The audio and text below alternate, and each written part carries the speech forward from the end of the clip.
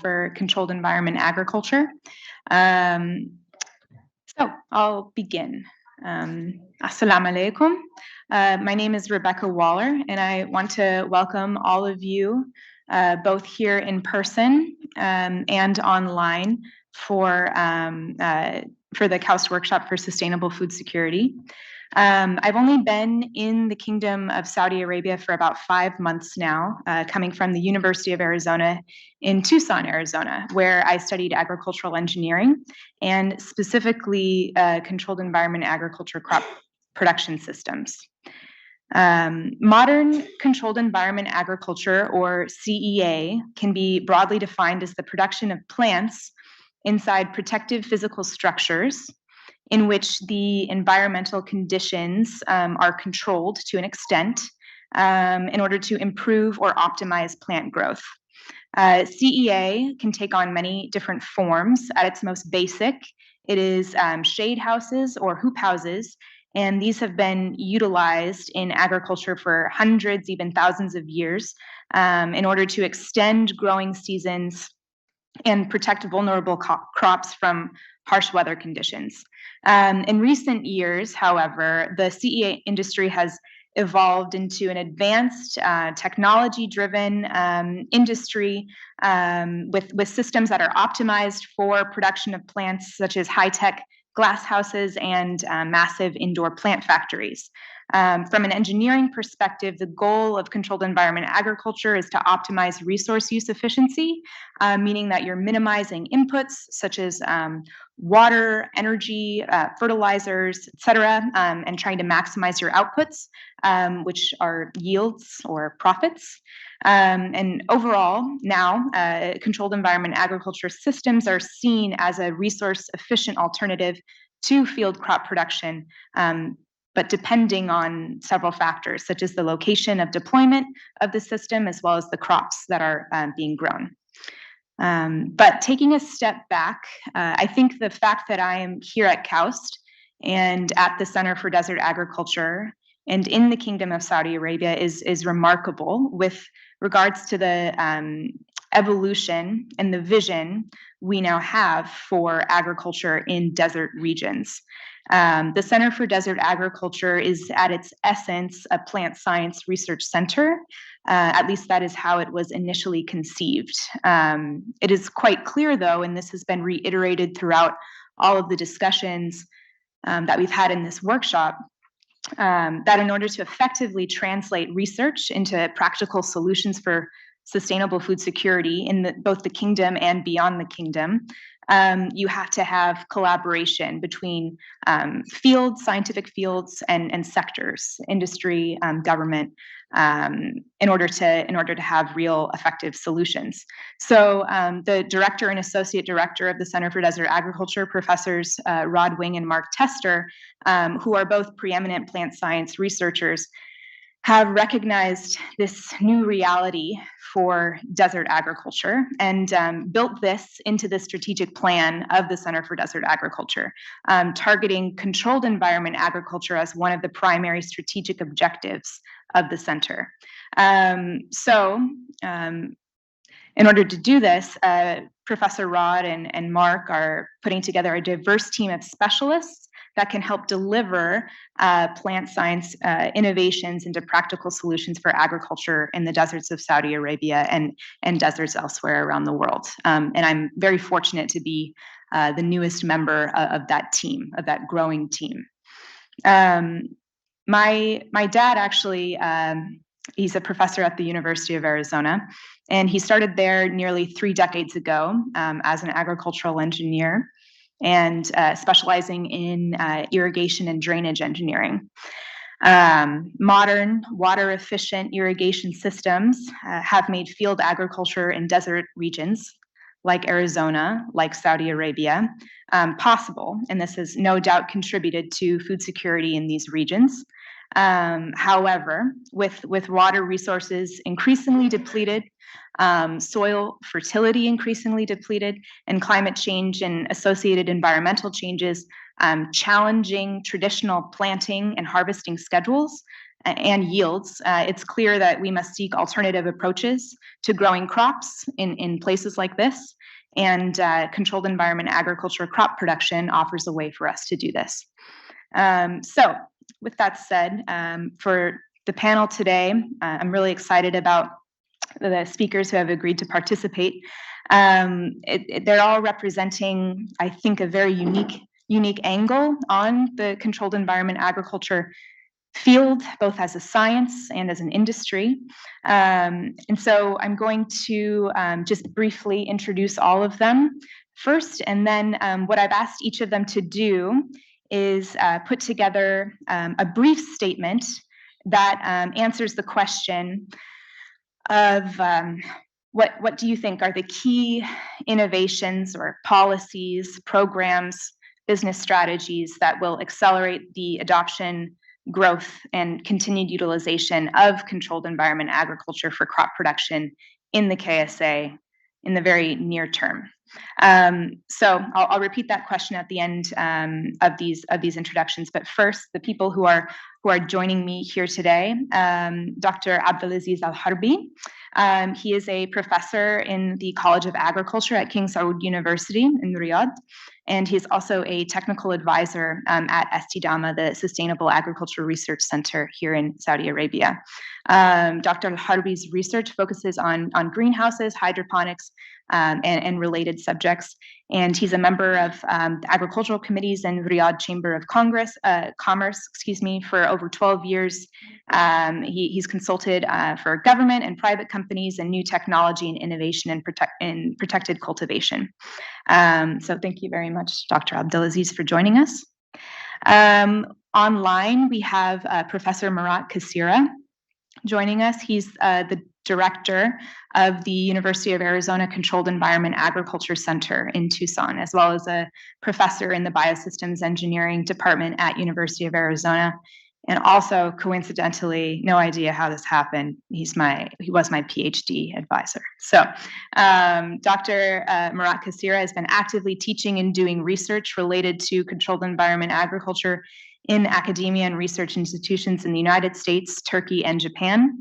And as I said, he's now serving as the director of the University of Arizona Controlled Environment Agriculture Center, which has really pioneered education and training for CEA in the United States. And now there are many examples in the United States, universities starting their own programs in horticulture CEA training that are building off of the successes and experiences learned through the Controlled Environment Agriculture Center in Tucson.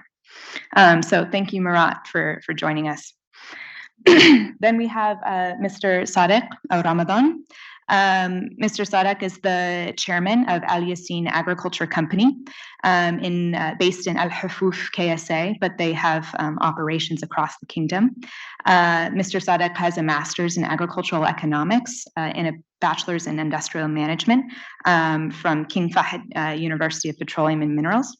Mr. Sadek is the chairman of Al-Yaseen Agriculture Company, and in that role, he has led the establishment of a very successful trading distribution company for agricultural inputs in the kingdom with 11 branches. Al-Yaseen services Saudi vegetable growers and the farming community by supplying an outstanding range of vegetable seeds, excellent specialty fertilizers, efficient agrochemicals, and an assortment of other agricultural inputs. This company seeks to introduce and supply high-quality, competitively priced, and innovative agricultural technologies suitable to Saudi agriculture in partnership with their suppliers. So thank you, Mr. Sadek, for joining us. As you can see from these introductions, we're covering both the science of CEA as well as the business aspect of CEA in the KSA. And then we have an innovator in controlled environment agriculture technologies and crop production systems, Dr. Ryan Lefers, who is a co-founder and is the CEO of Red Sea Farms, which I'm sure many of you have heard of, if not all of you. Ryan did his PhD in environmental engineering at KAUST, and from that point jumped into this role in Red Sea Farms. Just a little bit of background: as a professional engineer and researcher, Ryan has focused his efforts on systems that serve to advance water and food security in the local environment. He is an expert in sustainable controlled environment agriculture systems and the complex interactions between food, water, and energy. His inventions have resulted in patents focused around cooling, air purification, water savings, energy savings, and system optimization for CEA. Ryan's passion is to serve people and the planet through problem solving and innovation for food and water security. So, with that said, I will open it up to the panelists to give their opening 1 to 2 minute statements, again addressing this critical question, what I think is a critical question for answering how we can effectively and accelerate the application of controlled environment agriculture into Saudi. What are the key technological innovations, government policies, university programs, and/or business strategies that will accelerate the adoption, growth, and continued utilization of CEA in the KSA in the short term? So with that, I think I'll start with Dr. Abdulaziz. Thank you. Thank you, Rebekah. Thank you very much for organizing such an excellent workshop on the protected cultivation and the role of protected cultivation in food security in Saudi Arabia. As I mentioned at my presentation yesterday, we have two main challenges for agriculture in Saudi Arabia. First, the harsh and extreme environmental condition, very long hot summer, and low rainfall during the year, and shortage of water as well. So we have to overcome this problem by implementing the new technology of protected cultivation to produce the daily need of some important vegetables in Saudi Arabia. The second challenge is the lack of skilled people to manage this kind of technology. So this is why in 2008 there was a new adventure between Ministry of Agriculture in Saudi Arabia and King Saud University, financed by Sadek, to establish a Sustainable Agriculture Research and Development Center, which we call Estidamah. In Estidamah, we are focusing in protected cultivation as a tool to improve the food security of Saudi Arabia. So we are focusing in a new technology, testing this globally available technology, and also the scientific approved technology as well. And in the same time, we are testing the feasibility of this technology in terms of economic viability and practical viability as well. Economic viability, sometimes the cost is very high and the market price is not good enough to compensate the investment in this kind of technology. Practical viability, that means the knowledge and the skills need to operate this kind of technology. If you don't have it, there is no way that you can invest in a new technology. If you don't have the skillful people, they can manage it very well. So in Estidamah, we are focusing on the two pillars of sustainability in agriculture: water and energy. By using the latest technology in protected cultivation, we bring down the amount of water used to produce 1 kg of tomato, for example, to 4 liters per kg, okay? And instead of 350 liters in the field, in the open field condition. But in the same time, we still using too much energy. So in the next step, we are looking for a renewable energy integrated in the new technology of protected cultivation to make it visible to the people to adopt this type of things. In the same time, we are not avoiding training people how to use this technology, how to manage it very well. So the combination of high technology, the combination of good training to have a skillful people who run this technology to make it economically viable, I think it's the key factor to improve the food security in Saudi Arabia. Thank you. Thank you. I think we'll go to Murat online for an opening statement. What innovations do you think are most needed in CEA in order to accelerate the adoption and application here in Saudi Arabia? Thank you, Becca. It's good to see you, and thank you very much for the invitation. I really appreciate it. I'm sorry that I'm not there. It's to be with you. I visited KAUST campus twice in the past. I look forward to again visiting in the future. I also would like to congratulate and applaud the vision that my colleagues, Dr. Rodwing and Mark Tester and his team have in terms of the sustaining the food and sustaining the future of the food production and food security in Kingdom of Saudi Arabia, and considering controlled environment agriculture as part of that strategic planning.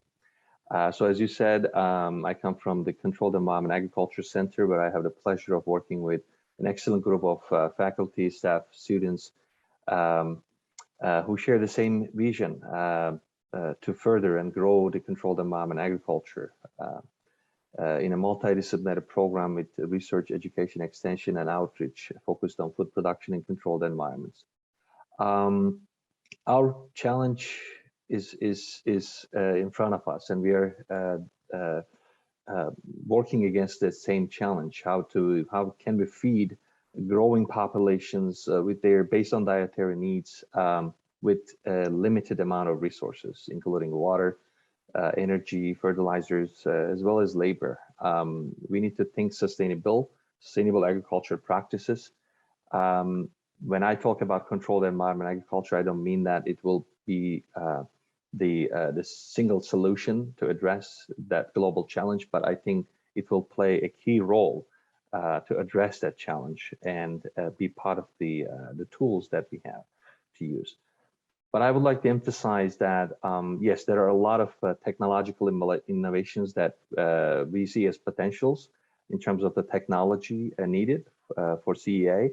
But I think the role of academic institutions will be critical to move the industry forward and also help for the adaptation of controlled environment agriculture technologies. We will need a skilled workforce who can operate these controlled environment agriculture systems, so we can really meet the full potential of these controlled environment agriculture systems. So we will need educated, skilled workforce who really understands the intersection between the controlled environment agriculture engineering and technology, as well as the biology and the crop production. I think that will be key element in addition to the innovation, the policies, and all the economic considerations as well. Absolutely. Thanks. Opening statement from Mr. Sadek.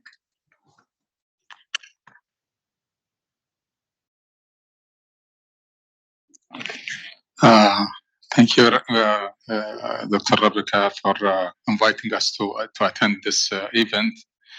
And I'll approach the talk from what we do. We think that agricultural companies like ours play an important role in the sustainability of agriculture in general, and also under the controlled environment agriculture.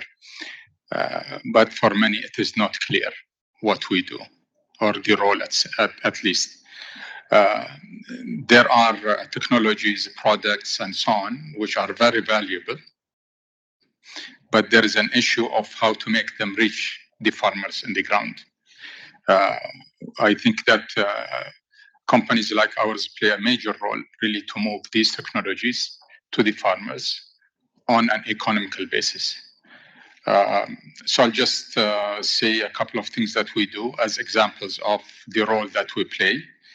And at the end of the line, I think that more cooperation between universities, between producers, between Ministry of Agriculture and other entities, and companies like ours will help in even more production and sustainability of the sector.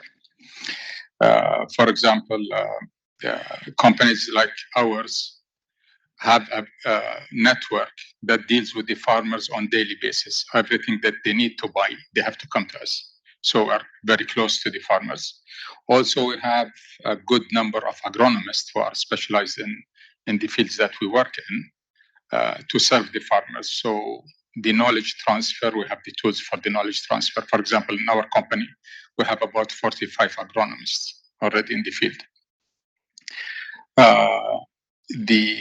We have, I mean, in the 42 years that we have worked, we have introduced a lot of items, concepts, products to the market. Most of them, actually all of them, come from outside Saudi Arabia. And we hope one day that also will cooperate with universities in Saudi Arabia to play this same role. Of course, there is a lot of cooperation between us and the suppliers of the products. A lot of knowledge is moved to us, and then we move it to the farmers. So we think also this is an important role. We also represent the suppliers, whether companies and I hope one day the universities. And in what we do, part of what we do is that the farmer knows us, so they trust in what we do. And this makes them buy the product and use the product because they have been dealing with companies like ours for many years. So when we tell them a product is good, they trust. So if a supplier from far away comes with a product, with a claim, it will be much more difficult for them to take the product to the farmer to be used. We also do a lot of testing of the products. Testing basically to make sure that the claim is correct and also that the product works in all the environments of Saudi Arabia. For example, seeds. If a seed works in a country, it doesn't mean it works in Saudi Arabia. And if it works in Saudi Arabia in one area, it doesn't mean that it works in all areas. So we basically do the testing in all areas to make sure that the product is sold only in areas where it performs.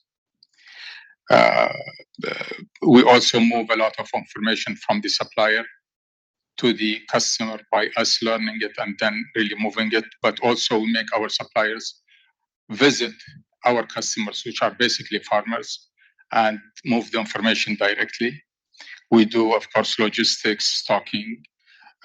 We have the licensing and we have the registration of all the products. This is something invisible for many people, but really it's a long process to do with the Ministry of Environment. Import capabilities. So, I mean, especially now, also there are new laws from the Ministry of Environment and that everything has to be licensed.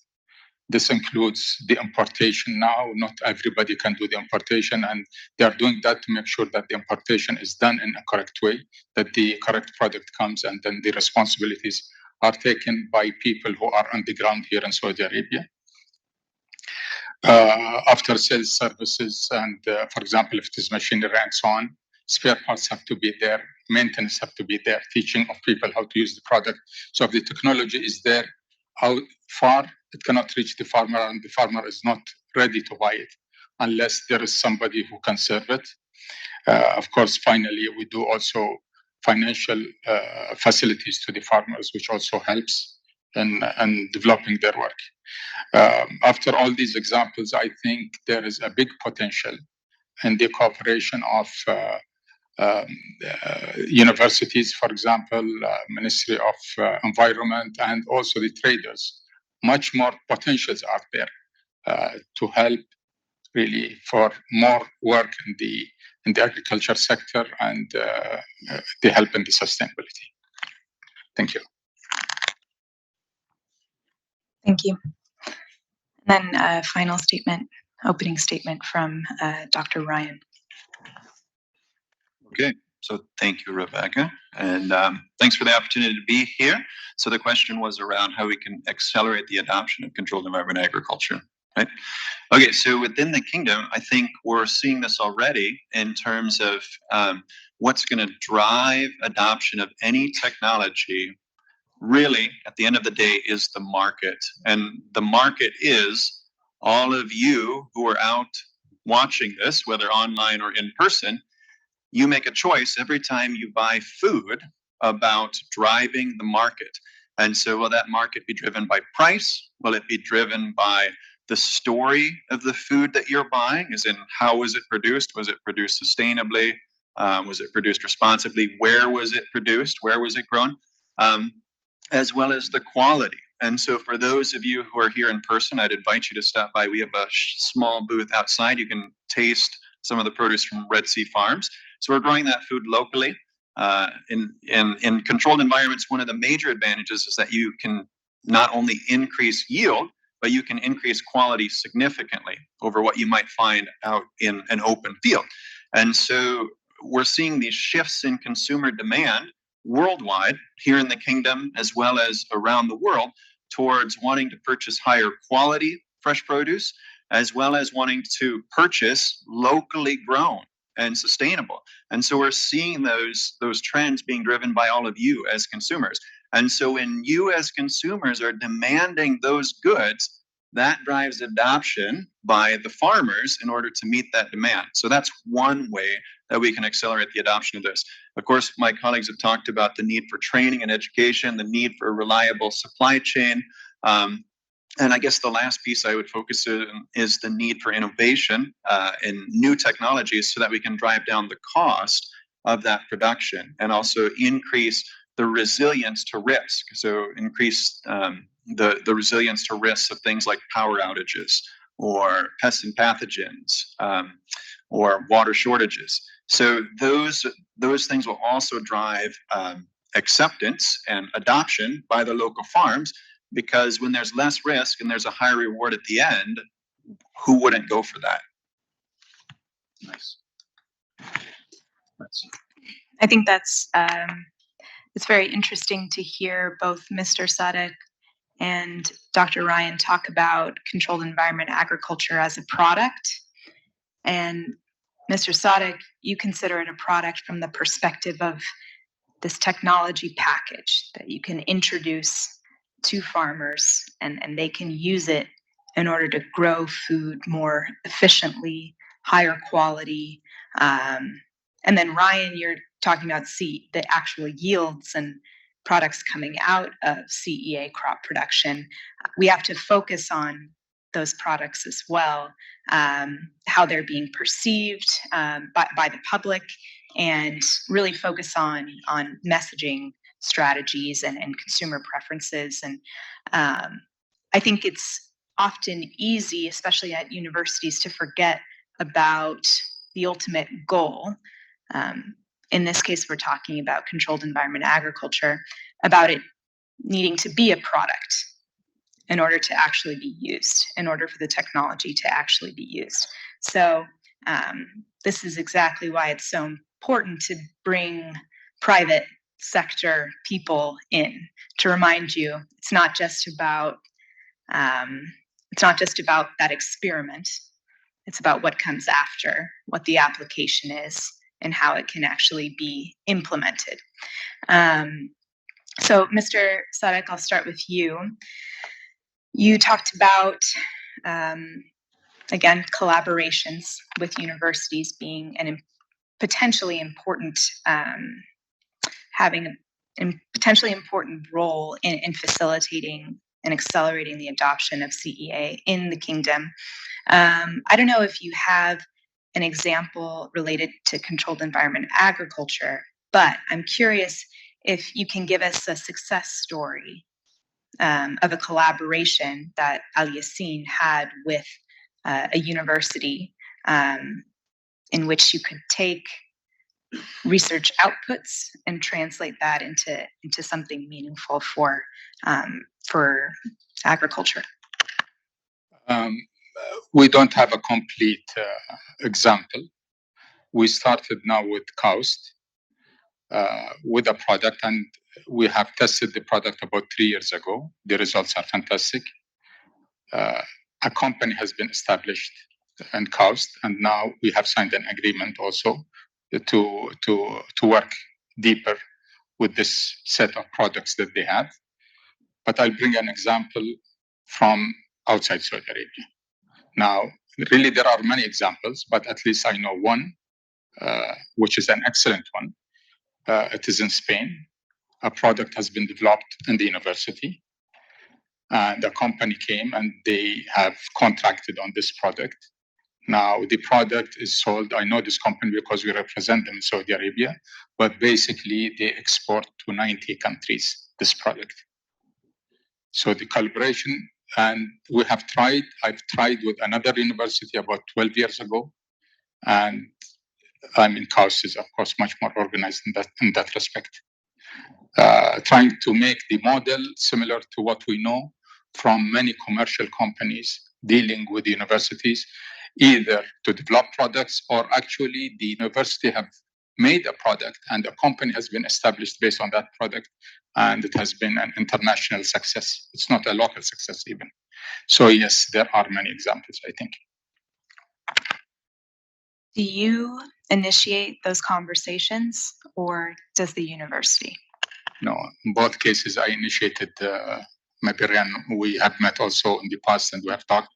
We have initiated the talks, and I am a believer that this could be a big success story, not only with Al-Yaseen, but there are also other companies that are very successful in the market, and also they can participate in such collaboration. There could be a success story for both parties. Yes, but I am a very deep believer because I've seen and I'm purchasing products coming from universities and we see an excellent product, excellent knowledge. Only the connection is not there. The connection to the farmer is not there. And I think we can both together work on this. And be that bridge from innovation research to product. Thanks. So Murat, he's also joining us from Arizona right now, and I think it's 3:40 a.m. So hopefully you're still awake. I'm curious because the Controlled Environment Agriculture Center in Tucson just celebrated its 20th anniversary, or I guess time flies. 2 years ago was its 20th. So you have over 2 decades of experience in implementing controlled environment ag, horticultural training program. And as I said in the introduction, universities across the United States are now taking this model and applying it on their own campuses in order to, as you and Dr. Abdulaziz pointed out in the introduction, develop a skilled workforce to manage, operate, and maintain these systems. Again, the technology is interesting, but if you don't have people that can actually use it, take care of it, troubleshoot it, then it's not going to go anywhere. So Murat, as the kingdom is increasingly interested in controlled environment agriculture and also recognizes the need to train people, what are some pieces of advice that you would give to institutions in the KSA, such as KAUST and others, I hope, looking to set up CEA training programs? What are some key aspects of those programs that we should pay attention to? Yeah, absolutely. Thank you, Rebekah. And as you said, yeah, it's kind of 3:40 a.m. in the morning here. I'm still awake. So I definitely agree with the important comments that my colleagues on the panel made in terms of various aspects of controlled environment agriculture and the components that needs to be considered. As universities, yes, we do research, we help support innovation and technology development. But I think as universities, we are also in the business of really producing the graduates who are positioned well and strong out there in the industry and academia to help growing, in this case, the controlled environment agriculture. We are really, our success story is our graduates. And like yourself, Becca, we're proud of you and all of our graduates and their impact in this industry and controlled environment agriculture area. The collaboration is also key for success among the universities, the industry participation, as well as the connection with the government. We need to have a strong triangle of that collaboration and functioning properly. When it comes to CEA, there are different types of technologies that must be considered. It's not all about high-tech systems. It can be a low-tech system. It can be a medium-tech system. At the end of the day, it's all about the expectations from that technology and its relevancy to the users, to the climate, to the market expectations. We talked about the quality needs and the quantity needs of the produce coming from these systems. There's a cost figure that needs to be addressed.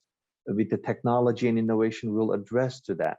But in terms with the education, with the educated, skilled workforce, that will help also to reduce the cost and operational cost as well as the capital cost there in terms of the controlled environment production. So in our educational programs, we really focus on educating our students in terms of maintaining a balanced crop. So that really requires understanding of the fundamentals in terms of what plant needs are for that optimal environment. So they can establish a balanced crop, allocating resources effectively. And that helps us to conserve resources, water, fertilizer, even labor, and other energy. But also we need people who can deliver that optimal environment for the technology that is being considered. And that's all about technology and engineering. So we can achieve those with the courses that we offer through the academic institutions. This could be a part of the degree programs with credit-bearing courses, but also we need professional development courses for the community members. And for example, we have these short courses that we offer every year. We have intensive workshops where we try to offer a crash course that, a course that we offer for a semester, we kind of bring that to an intensive workshop so we can quickly train those who are needed to operate these controlled environment agriculture systems. So that kind of professional development course is also needed. And these educational programs or training programs can also have a connection with government agencies, government organizations. For example, the extension is through the universities in the US, in the United States, but in other countries, there are also government-related offices who provide that training opportunities for the community members and for the public and those who are in need of that education. I think the university can collaborate effectively with those government agencies with support coming from or participation coming from the industry. I think this would surely accelerate the growth and adaptation of these technologies. We need good examples of the controlled environment agriculture systems that shows the economic viability, the profitability, and also the impact for the environment. So we really need those good examples as well. Absolutely. And I just want to point out it's a lot what Murat is describing as far as setting up opportunities for engagement between industry, government, and research or universities, it's a lot easier said than done. But the Controlled Environment Agriculture Center is really walking the talk. They provide these opportunities for people to come, learn, get trained in specific and easily translatable skills. And it's extremely valuable to the community. So it would be excellent if that model and those efforts could be replicated or amplified here in the kingdom. Murat, you mentioned economic viability being a huge factor in determining whether or not these systems, companies will be sustainable. So Dr. Abdulaziz and I have had several conversations, big picture conversations. Where does it make sense to deploy greenhouse crop production in the kingdom? Considering that you want to match the environment and the resources that are available in a specific location to the most appropriate production system. So I guess my question for Dr. Abdulaziz is thinking about the KSA in 10 years, what would be your ideal setup as far as the location of certain types of crop production systems, what types of crops are being produced, and how they're being distributed? I think if you look at the Saudi Arabian map, you will find a huge country with a different climate condition from one part to another. But we always, in protected cultivation, we think about the consumption area in the country. For example, if you look at the consumption map in Saudi Arabia, you find Riyadh region is number one. And then you find, for example, Jeddah and this area number two, and Dammam is number three. So in the protected cultivation project, we would like to be close to the market, to the biggest market. And this is why I think the most favorable condition, at least in the next few years, is the Riyadh region, because of the available technology now is work better in the dry areas, because we are using evaporative cooling system, which it doesn't work in the very high humid. But what Red Sea Farm is doing now, they are developing a new technology that can be used by the coastal area in the West Coast, on the East Coast as well. So this is another additive things to our sector in Saudi Arabia. So what we expect in the future to have optimizing our utilization of the available technology, and also to add a new innovation based on our need in Saudi Arabia as well. But I will emphasize more in the training and the skillful people who run the project. Murat mentioned that, and I am facing these issues now in Saudi Arabia. Most of the recent project now, they are looking globally for someone to run this type of project. So our task is to train enough number of people who can run this kind of project. And this is why in Estidamah we have a program. We are hosting undergraduate student for 6 months for co-op education, and also postgraduate. But still, we need more effort and training, because I mentioned at the beginning, the economic viability is very important, and the practical viability as well, by having those people who are skillful enough to run the project, to run this kind of technology. At the same time, from my experience now in Saudi Arabia, in some area, lack of supporting industry is affecting the management of this type of project. For example, for any spare part, etc., we have to run to the market in Europe or in China to bring it down. So if we rely in a very delicate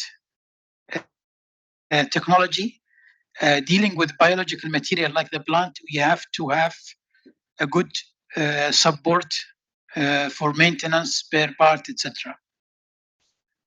Thank you.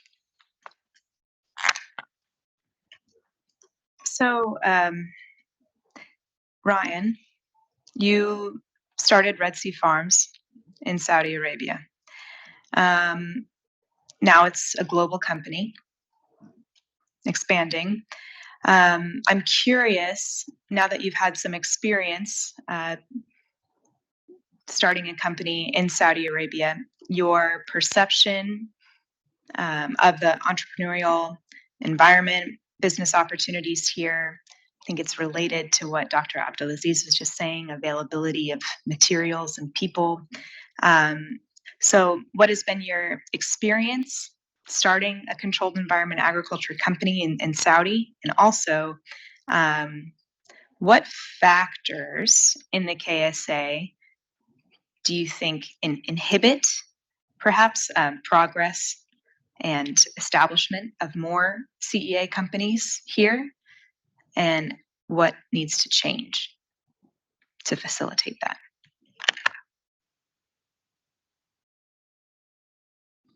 Okay, I think that's a big question.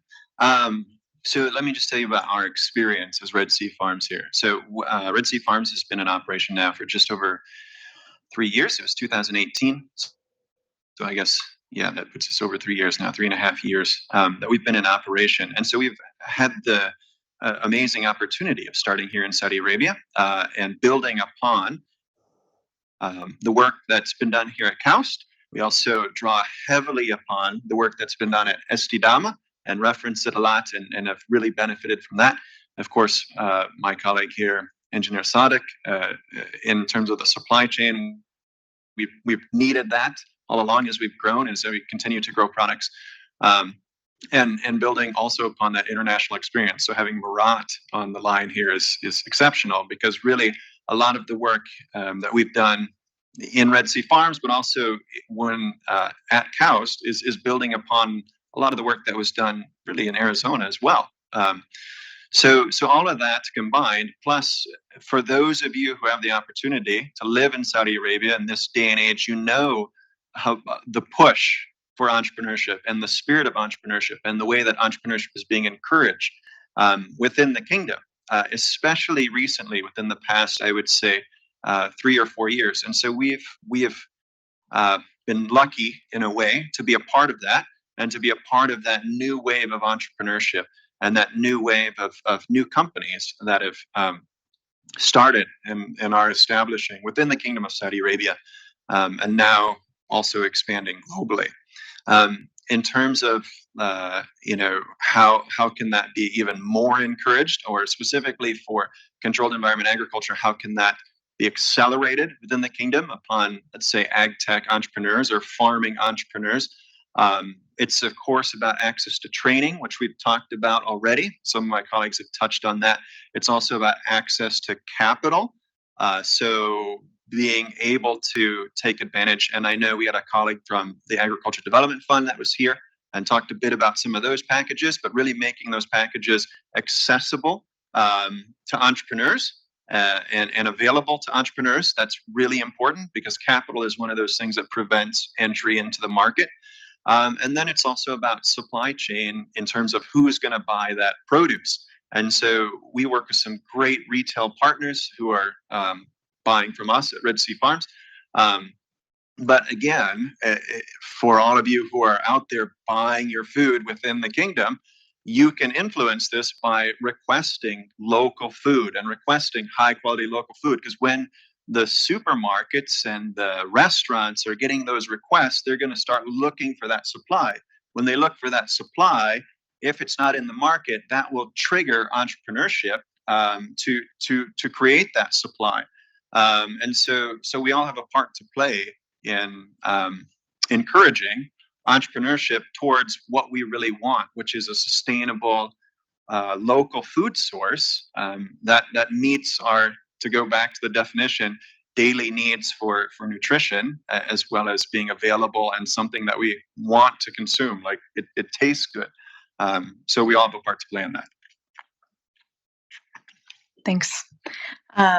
So I'm going to give you all an opportunity in the audience here in person to ask a question to this all-star lineup.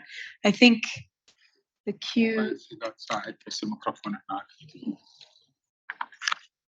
over there.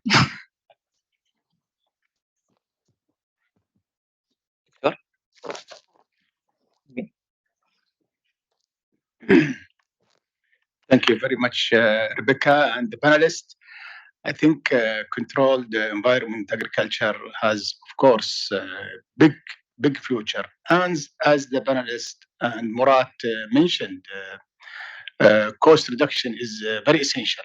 And we see some elements of cost reduction. But very important and even more important and more impactful cost reduction is beyond production in two aspects: in the adoption of controlled environment agriculture and in the marketing side. Because if you see the cost of production, farm gate is probably, as maybe Ryan can say, and also everybody here, it's maybe 20-25% of the retail price. So 70-80% of the cost to the consumers is beyond the farm gate. This needs a lot of effort.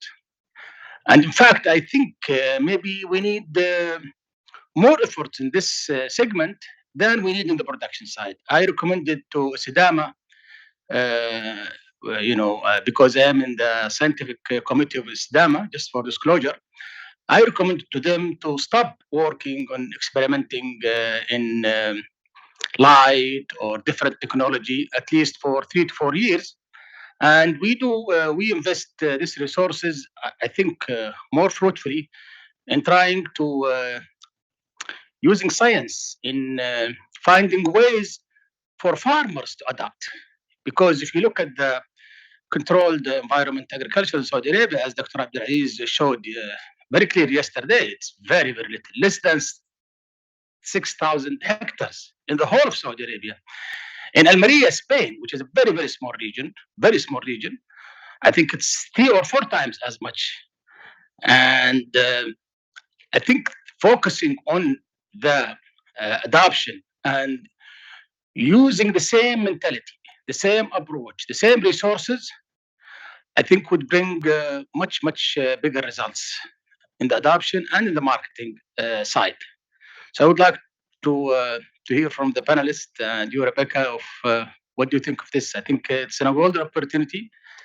And we have experience in Saudi Arabia now for more than 50 years, by the way, in controlled environment agriculture. But we're not growing that fast.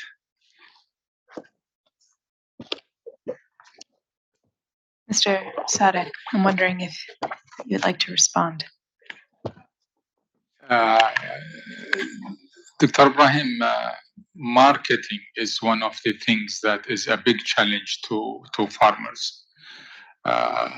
Notice that controlled environment agriculture in summer gives good prices, but year through, when the winter or spring or autumn comes, when plastic tunnels and open fields produce, they have very, very big competition. Now, of course, I mean, the mentality changing is not easy, but really, I mean, the price is a big factor. So the market organization is a big issue and big talk that has been talked. I think in many gatherings it has been discussed, but yet the good and strong solution is not there. Probably Dr. Abdulaziz also, you have something to say about the challenge that the producers face with the prices. I think the marketing is the other side of the balance, where encourage the companies and the growers to invest in the technology. If there is no good price, they are not going to invest in this new technology. And this is what we are facing with the new investors in the potato cultivation in Saudi Arabia, they always complain about the price market, so they can't, pay high price per square meter of greenhouses if the price in the market is this way. This is one thing, the market price, and I think by doing or changing the marketing attitude with the customers, we should work in the quality and safety measures, which can separate the high quality products and safe products from the rest. So at least we will have a grade of production. So for example, if you produce in the Red Sea farm class A, 100% safe, there is no residual pesticide, etc., definitely it will have a good price in the market. If I go to the market and I can't distinguish between the high quality and high safety product with others, so this is a real problem. So reforming the marketing system will help to improve the technology investment or innovation investment in the potato cultivation. We started a little late, so I think we have time for one more question from the audience. Mike. Hello, this is Michael. Thanks a lot for sharing your insights. Very interesting. I have a maybe brief technical and a brief general question.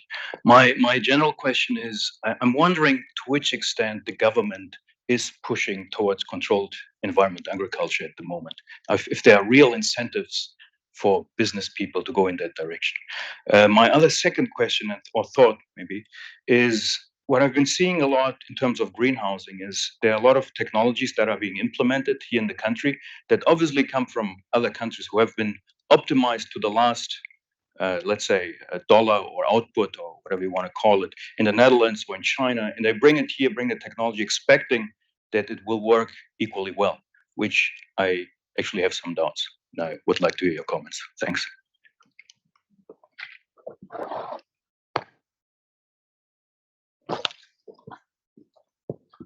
I think, yes, in Estidamah, we are concentrating in adopting this kind of technology, testing the technology, and based on the result, we make it available to the growers and the Saudi market as well.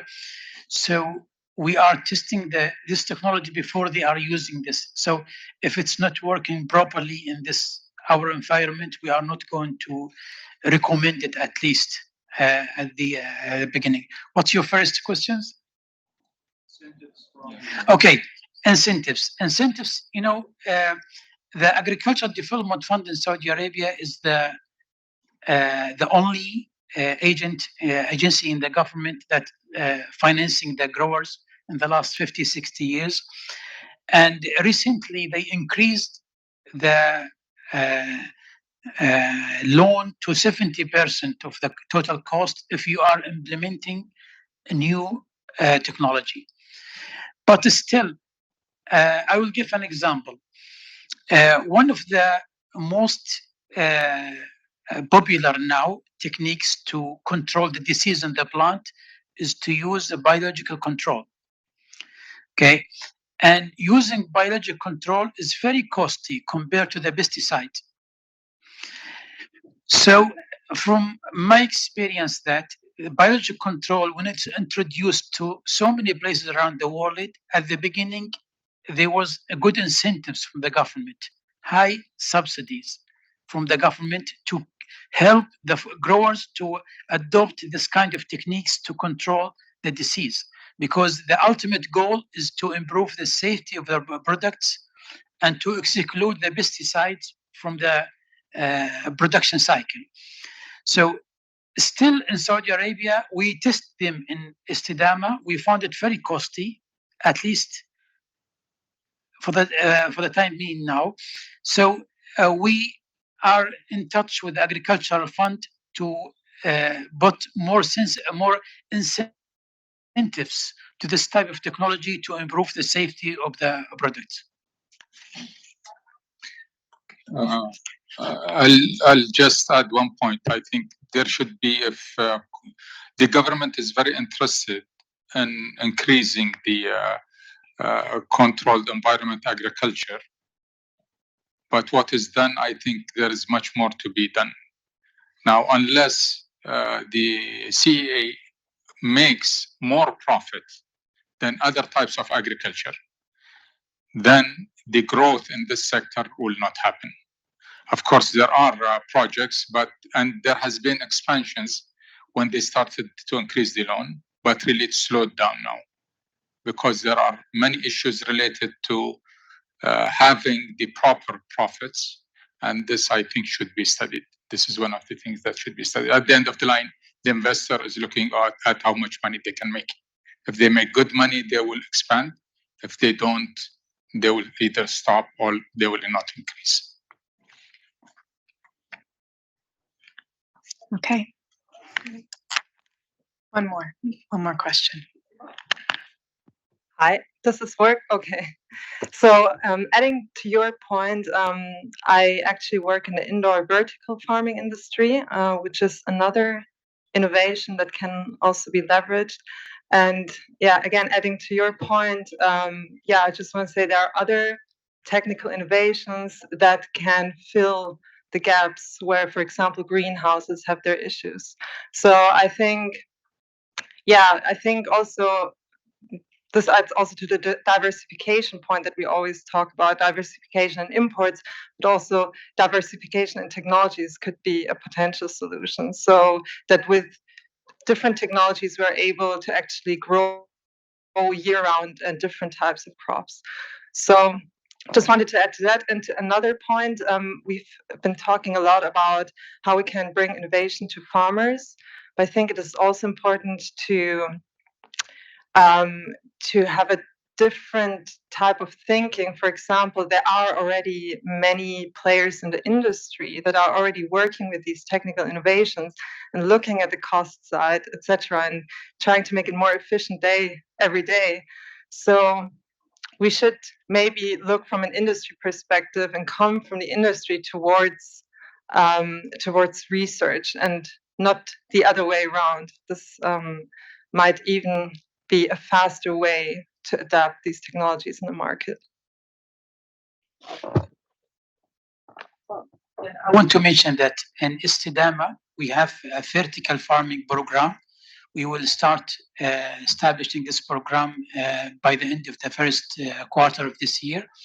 And we made a good model, actually, for our vertical farming project. We will open a space for the investors to come and join us in this as a partnership. Estidamah will absorb the cost of the construction, of the utility, etc. So he will bring his own technology. We will doing our own research, and he will test the market with a product in small areas, and then mutual benefit, double one situation for us to accumulate knowledge and for the investors to test the market and to see the cost, etc. So and now we signed agreement with one of the Saudi investors with an international company for 5 years. He will come and work with us for 5 years. The international company, as a technology producer, will represent or demonstrate the technology. Saudi investor, he will produce and test the market, and we will accumulate the knowledge in Estidamah. Thank you. Very good. Rebekah, So if we're we out have of time. time. Oh, hi. Just Yes, wanted to Murat, make please, a quick comment. please. I think the question from our participant is really critical and important. We really need that diversification in terms of the technology and innovation. Again, the technology has to be adaptive, really considering the consumer expectation as well as the market expectation. We need to mesh the technology to meet that demand and outcome. we need to focus more on integrated systems also, circular systems, where we can leverage different strategies, technologies to reduce the waste streams and convert those waste streams into useful resources within the production systems. And I think controlled environment agriculture, again, can play a significant role in that circular systems approach, integrated systems approach. We need to think about co-producing food as well as energy within the same footprint. There are great opportunities there we can capture. We need more research to be able to do that. I think the focus must be on resources efficiency. In that equation, the numerator is all about yield and outcome of the quality expectations for the consumers. But in the denominator, it's all about technology engineering to reduce that resource consumption. And that's through technological innovations and implementations, proper adaptation of those technologies, but also skilled workforce to operate those systems. I want to also address the previous question in terms of the government's role.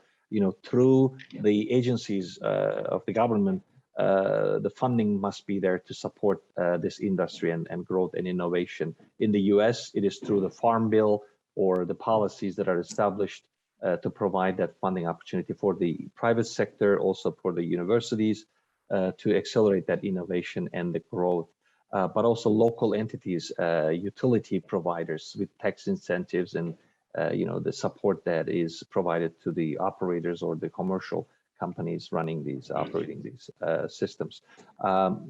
Just this year, the government within the USDA in the US, for example, established an advisory board for urban agriculture to develop strategies and decide on where should be the investment to grow the urban agriculture, indoor agriculture. I think we need to think about that adaptation of that at some level also in the Kingdom of Saudi Arabia as well. So it's an exciting time.